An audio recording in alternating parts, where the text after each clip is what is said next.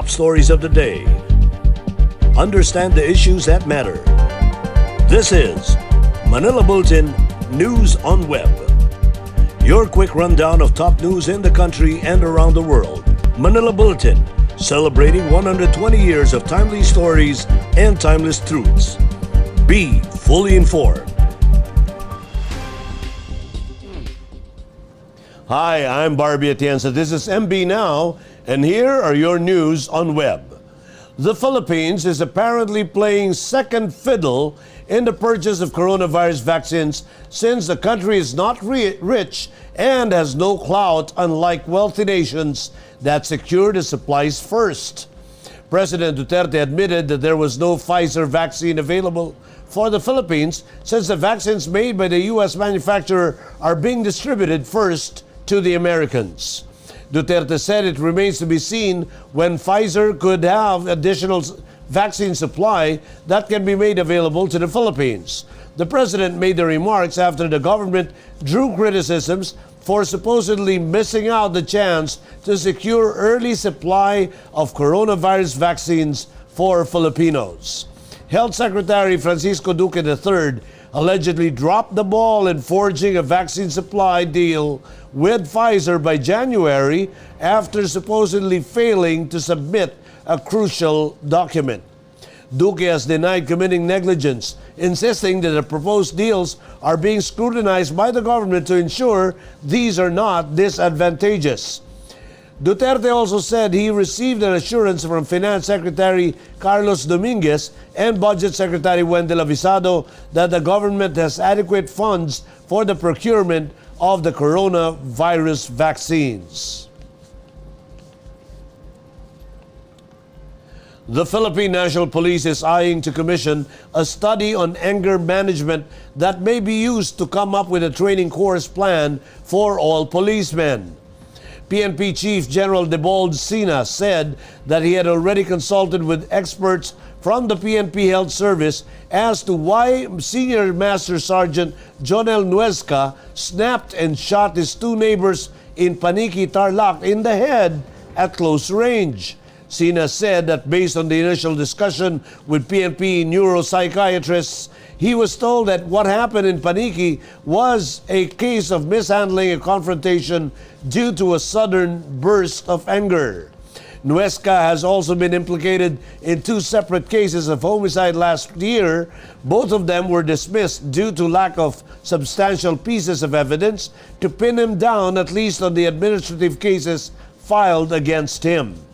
He also faced a case of non-appearance in court against a drug suspect and another case for refusal to have himself subjected to a surprise drug test. Brigadier General Valeriano De Leon, director of the Central Luzon Regional Police, said 2 counts of murder were already slapped against Nuesca, and the prosecutor's office recommended no bail for the cases.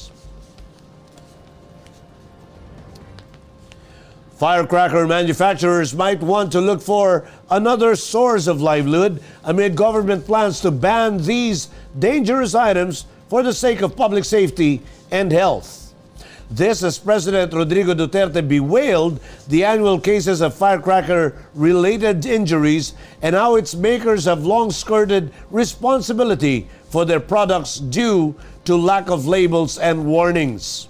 Duterte said the Philippines is one of the few countries that allow firecrackers with wild abandon, as firecrackers sold in the country are not properly marked with the manufacturer's name and do not have safety warning. He said a child losing a finger to a firecracker should already put the government on notice. In 2017, Duterte signed Executive Order Number 28, regulating and controlling the use of firecrackers and other pyrotechnic devices in a bid to curb fire-related injuries and casualties. Only community firework displays are permitted at designated places under police supervision to minimize the risk of injuries. Early this month, the president expressed concern about the dangers of firecrackers, adding that he was considering a total ban in the country next year. More than 60% of Filipino adults said their quality of life got worse in the past 12 months, the latest social weather station survey showed. The nationwide survey, done face-to-face for the first time among 1,500 respondents from November 21 to 25, found that 62% said their quality of life got worse, 24% said it remains the same, and 14% said it got better compared to a year ago. This latest score, according to the SWS, is 28 points up from the catastrophic minus 76 in September 2020, softening SWS's worst survey trend that started during the COVID-19 crisis, when net gainers fell to catastrophic levels of negative 78 in May 2020 and negative 72 in July 2020. SWS shared that the survey question on quality of life trends in the past 12 months has been fielded 139 times since April 1983. The self-rated poor are those who belong to households whose heads rated their family as poor or mahirap. This status is then adopted for all members of the household. However, from December 2019 to November 2020, the net gainers score fell for all groups. In Metro News, Pasig LGU receives 5 million pesos cash grant from the Dangerous Drugs Board. Valenzuela City exempts bikers from wearing face shields. And Manila breaks ground for base.com.community, and more from this report. The local government of Pasig City recently received a 5 million cash grant from the Dangerous Drugs Board for the development of the city's Anti-Drug Abuse Council facilities. Mayor Vico Soto and DDB Executive Director Yusek Earl Saavedra signed a memorandum of agreement for the cash grant intended for the improvement of the facilities of Pasig's Anti-Drug Abuse Council. Soto said the war against illegal drugs in Pasig has continued despite the ongoing threat of the COVID-19 pandemic. Soto explained that the treatment approach for the mild drug users must be different from the moderate or severe drug users. Amid the pandemic, he said the city government has intensified its community-based drug rehabilitation program.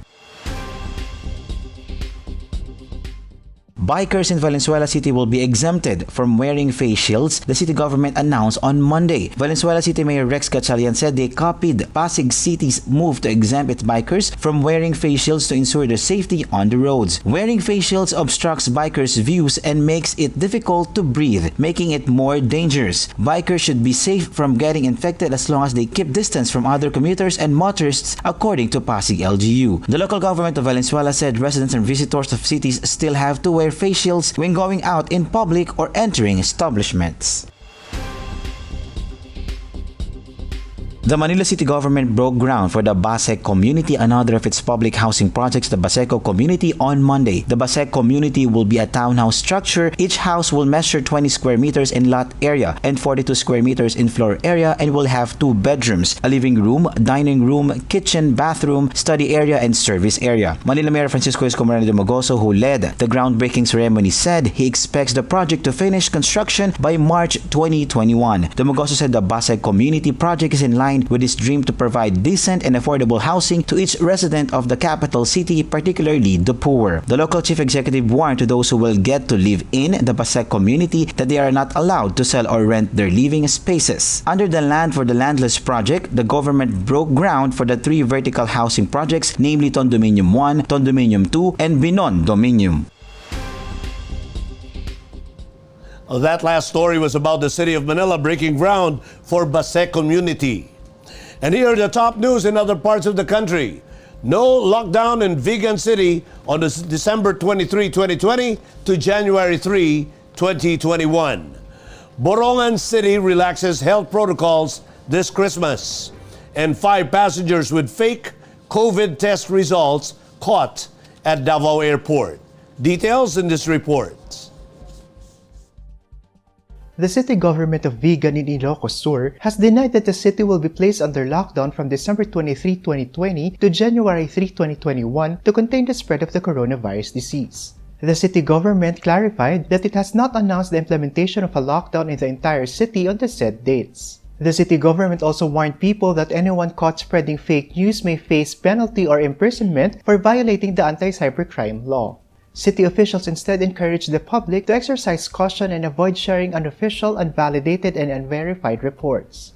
Mayor Juan Carlo Medina also urged the people to strictly follow the minimum health protocols to prevent the expected surge in COVID-19 cases during the holidays. Eastern Samar's capital Borongan City relaxes its health protocol days before Christmas. Tourism sites are now open for operation, and restaurants can now receive dine-in customers up to 50% of their capacity. But the wearing of face masks and face shields, physical distancing, frequent hand washing, and curfew from 10 p.m. to 4 a.m. remain in force. With the city being able to maintain its low-risk status for COVID-19, coupled with the recent rollout of the QR code system, Mayor Jose Ivan Dayan Agda was prompted to transition the health protocols to a lighter degree. But even with this new and positive development, Agda advised everyone not to be complacent. He added that Christmas parties and other similar activities are still not allowed, while wedding ceremony attendees should be limited to immediate family members. 5 passengers from Manila were caught at the Davao International Airport on Monday for presenting fake RT-PCR test results upon their arrival. Mayor Sara Duterte said the passengers from Manila were allegedly tested in different COVID-19 testing laboratories and chose to present fake virus test results to avoid getting swabbed at the airport.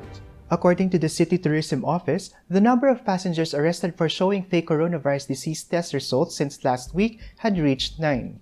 The said passengers will face criminal charges for falsification of documents. And in world news, Biden receives COVID-19 vaccine live on TV. Vatican says COVID vaccines are morally acceptable. And Jupiter and Saturn cheek to cheek in rare celestial dance. Let's watch this report.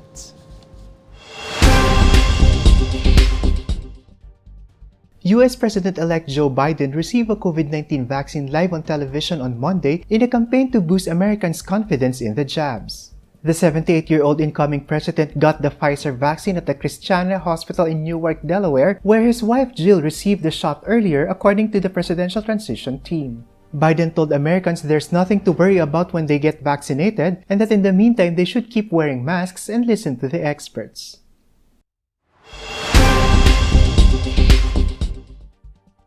The Vatican on Monday urged Catholics to get vaccinated against coronavirus and said it was morally acceptable to take vaccines that use cell lines from aborted fetuses. Cells derived from fetuses aborted decades ago have been used by some researchers racing to find a vaccine against coronavirus. The Vatican acknowledged that the issue was a cause of concern for some Catholics, but said in a note that it is morally acceptable to receive COVID-19 vaccines that have used cell lines from aborted fetuses in their research and production process. The note also highlighted the moral imperative of the pharmaceutical industry, governments, and international organizations to ensure that vaccines are also accessible to the poorest countries.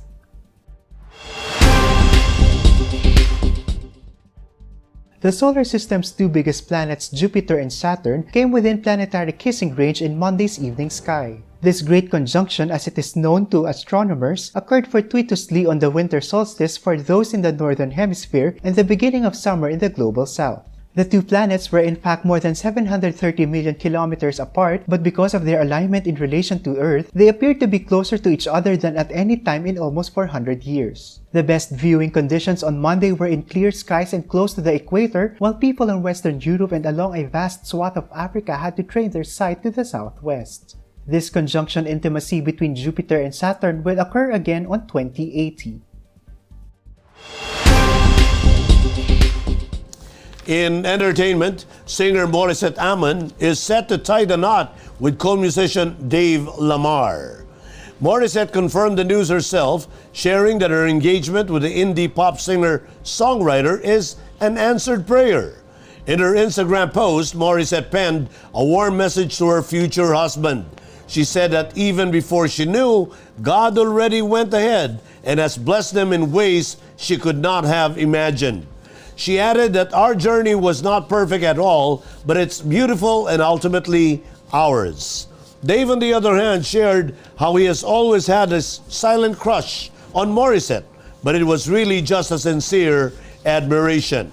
But as time went on and their friendship grew deeper, and Dave came to this realization that at some point, if he ever got into a relationship with someone else, he would not be able to continue having the same kind of friendship with Morissette.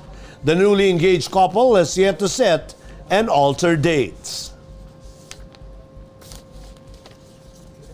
In sports, NBA Commissioner Adam Silver said Monday the league would not jump the line for the COVID-19 vaccine as the league prepared to tip off its new season amid a surge in coronavirus cases across the United States.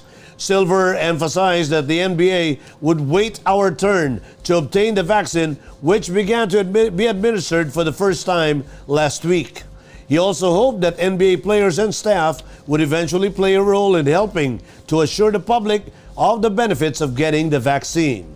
The new season will take place with teams playing in their home markets, a move that represents myriad logistical challenges for the NBA and its 30 teams amid skyrocketing COVID-19 cases in many states. And those are the news on web today, December 22, 2020. It's just 3 days before Christmas. For more news and details, get your copy of Manila Bulletin newspaper tomorrow or log on to www.mb.com.ph, or you may also subscribe to our newsletter through the link on this video's caption to have the day's latest news delivered to your inbox. I am Barbie Atienza for Manila Bulletin, celebrating 120 years of timely stories and timeless truths. Join us again tomorrow. This has been MB Now. Be fully informed.